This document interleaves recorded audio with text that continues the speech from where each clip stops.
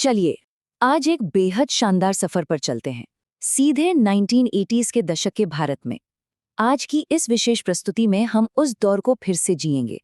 ये वो समय था जब लोगों की जेब में पैसे भले ही कम होते थे, लेकिन जिंदगी में सुकून और खुशियों की मानो कोई कमी ही नहीं थी। तो आइए आज के आधुनिक युग की भागदौड़ से थोड़ा रुककर देखते हैं कि वो सादगी भरा समय असल में कैसा था। इस पूरे दशक को अगर एक वाक्य में समेटना हो तो वो कुछ ऐसा होगा: साधन कम थे पर समाधान बहुत ज्यादा थे। आज हर हाथ में स्मार्टफोन है, पूरी दुनिया इंटरनेट से जुड़ी है, लेकिन उस समय ऐसा कुछ नहीं था। फिर भी जिंदगी एकदम परिपूर्ण थी। हर छोटी बड़ी मुश्किल का कोई न कोई बेहतरीन जुगाड़ तो निकाल ही लिया जाता था। इसी के साथ हमारी पहली कड़ी है दैनिक दिनचर्या। देखते हैं कि 80 के दशक की वो सुबह कैसी होती थी। आज के उन आलीशान एसी और महंगे प्रोडक्ट्स वाले पार्लर्स को जरा कुछ देर के लिए भूल जाइए। 80 के दशक के सैलून बिल्कुल अलग हुआ करते थे। एकदम साधारण सा सेटअप, ना कोई पंखा और ना ही आज की तरह अनगिनत क्रीम्स का अंबार। सब कुछ बिल्कुल सीधा साधा था, लेकिन वहां से निकलने के बाद चेहरे पर जो निखार आता था ना, वो सच में कमाल का होता था। सुबह की शुरुआत की बात करें तो कुछ चीजें एकदम खास थीं, जैसे वो लाल रंग का क्लासिक लाइफ बॉय साबुन। उसकी वो खास महक आज भी लोगों के जहन में एकदम ताज़ा है। और डाबर लाल दंत मंजन को कैसे भूल सकते हैं। इसे इस्तेमाल करते ही ब्रश और उंगलियां दोनों एकदम लाल हो जाती थी। ये उन दिनों की ऐसी याद है जो आज भी चेहरे पर एक बड़ी सी मुस्कान ले आती है। घर पर ही चीजें बनाने की कला तो अद्भुत थी। दादी नानी का वो खास कजरोटा, ये तरीका एकदम प्राकृतिक था। बस कजरोटे को आग के ऊपर रखना है, अंदर कालिख इकट्ठा होने देनी है और फिर उसे ठंडा करके आंखों के लिए एकदम शुद्ध काजल तैयार। मतलब रसायनों की कोई जरूरत ही नहीं थी। हमारी दूसरी कड़ी है हाथ से बने खिलौने और वो देसी मजेदार खेल।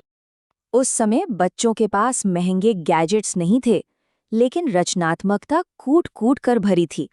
पुरानी घिस चुकी चप्पलों से पहिए काटकर लकड़ियों की गाड़ियां बनती थीं। इसके अलावा सर्कल में छर्रे डालने वाला वो मुश्किल गेम, दोस्तों के साथ मिलकर टायर दौड़ाना और मेलों से खरीदे गए वो वाटर रिंग गेम्स, सच में यही 80 के दशक के बचपन का असली खजाना था। और देसी इंजीनियरिंग का सबसे बड़ा उदाहरण थी वो घर पर बनी चक्री। बस एक कोल्ड ड्रिंक का ढक्कन लिया, उसे हथौड़े से पीट पीट कर चपटा किया, बीच में कील से छेद करके एक मजबूत धागा पिरो दिया और लो जी, खेलने के लिए एक शानदार चक्री तैयार। इसे घंटों तक घुमाने का जो मजा था, वो आज के किसी गेम में कहाँ। खैर, अब एक बड़ा ही रोमांचक सवाल।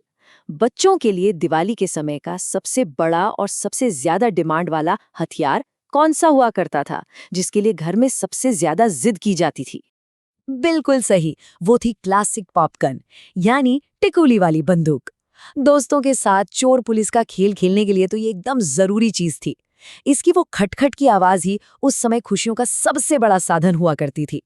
और वो शरारतें, खेतों में मिलने वाले वो चिपचिपे कांटे या गोखरू तो सबको याद ही होंगे। इन्हें चुपके से दोस्तों के कपड़ों या बालों में चिपका देना उस दौर का सबसे आम और मजेदार खेल था। बाद में इन्हें बालों से निकालने में दोस्तों के सच में पसीने छूट जाते थे।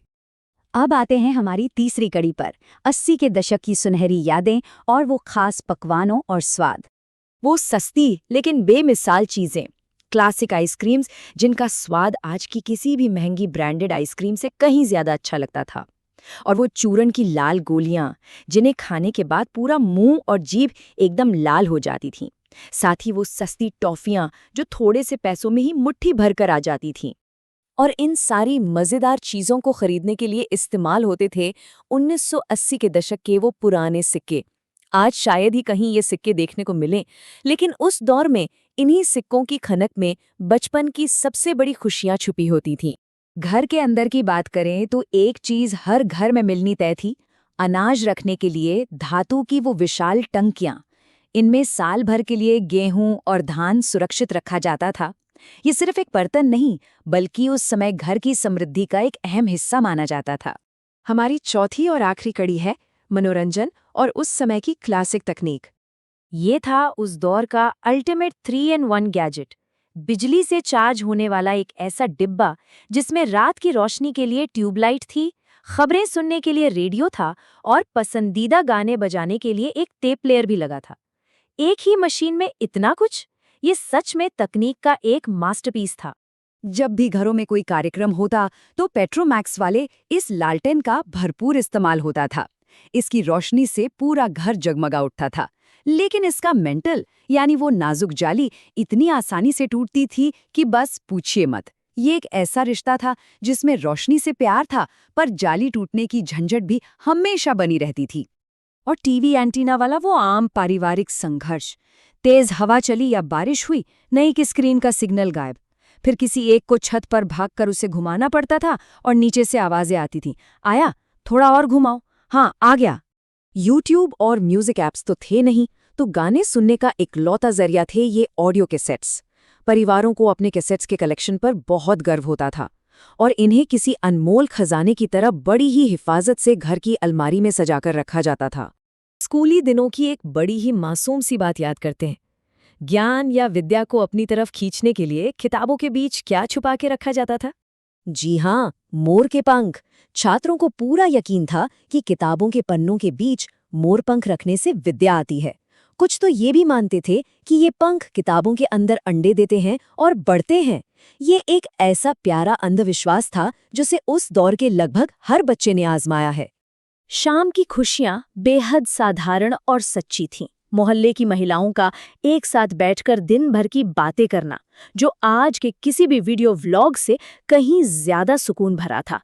अंधेरे में टॉर्च की रोशनी को उंगलियों के बीच से निकालकर लाल चमक देखना, या मेलों से वो कागज की घिरनी लाना, जो भले ही एक दिन चले पर दिल को खुश कर देती थी। तो इतने सारे किस्सों और यादों के बाद अंत में एक सोचने वाली बात है। आज की इस असीमित तकनीक और भागदौड़ वाली दुनिया में हम 1980s के दशक की उस सादगी और सीमित संसाधनों में खुशियां ढूंढने की कला को अपने जीवन में कैसे वापस ला सकते हैं? एक ऐसा सवाल जिस पर हम सभी को जरूर विचार करना चाहिए।